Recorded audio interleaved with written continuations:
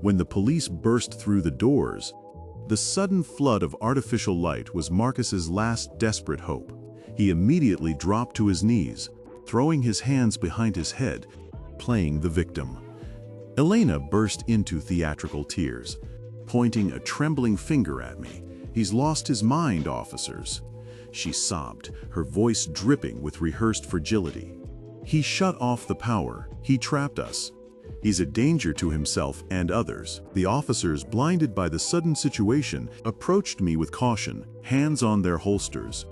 They saw a blind man standing calmly by the breaker box. They saw the chaos in the kitchen. For a fleeting moment, Marcus smiled. I could hear the subtle shift of his cheek muscles, the quiet exhale of relief. He thought the light had saved him. He thought the visual evidence of a chaotic room would outweigh the truth in the dark. I didn't raise my voice. I simply leaned on my cane and addressed the lead officer. "Check the antique clock on the mantel," I said, "and tell me if the time matches the story." The officer walked to the mantel. I had restored that clock myself. Its inner workings were as familiar to me as my own heartbeat. "Press the brass leaf on the left corner," I instructed.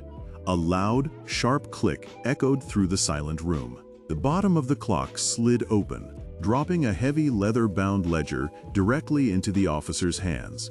The smile fell from Marcus's face. The ledger didn't just contain my old designs. For the past 2 months, every time Marcus carelessly tossed a receipt, a bank transfer slip, or a forged invoice into the trash, assuming I was too blind to piece it together, I had retrieved it. I had matched the indentations of his pen strokes by touch. The ledger was a perfectly curated, undeniable archive of their embezzlement, fraud, and their attempts to illegally liquidate my assets. You'll also find the USB drive with the audio recordings from the last 3 hours, I added. I think you'll find their confession quite illuminating. The officers didn't need to read the whole book to understand the scope of the betrayal.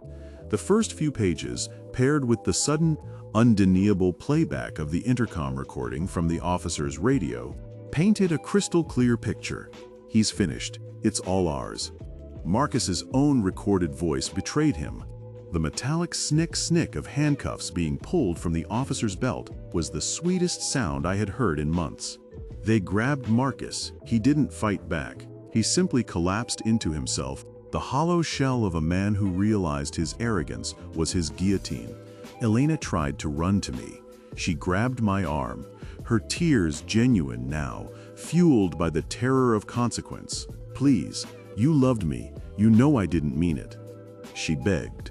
I gently, but firmly, detached her fingers from my sleeve, one by one. "I love the woman I used to see," I said softly, "but the woman I hear now, she has nothing left to steal." They dragged them out into the rain. The flashing red and blue lights faded into the distance, leaving my house in profound, heavy silence. But this time, it wasn't the silence of a tomb. It was the silence of a blank canvas. The suffocating weight of their lies, the whispering, the tiptoeing, it was all gone. I walked through the house, my cane tapping a slow, rhythmic beat against the hardwood. I didn't just own the deed to the property again. I owned the very air inside it. I walked into the kitchen, touched the marble counter where they had tried to sign away my life, and poured myself a glass of bourbon. The ice clinked against the crystal. I raised the glass to the empty room. They thought taking my sight meant taking my power.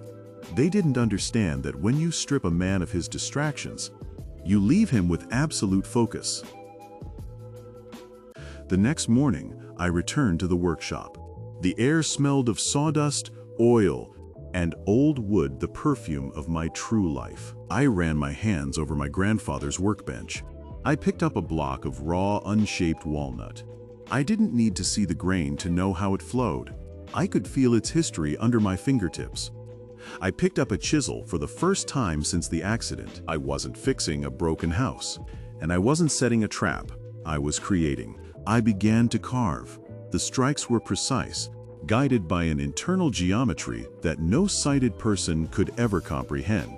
My blindness was no longer a tragedy to be mourned. It was the final tool in my belt, the ultimate refinement of my craft. The wood surrendered to my touch, and out of the absolute darkness, a masterpiece was born. The blind spot wasn't a weakness. It was where the true art lived.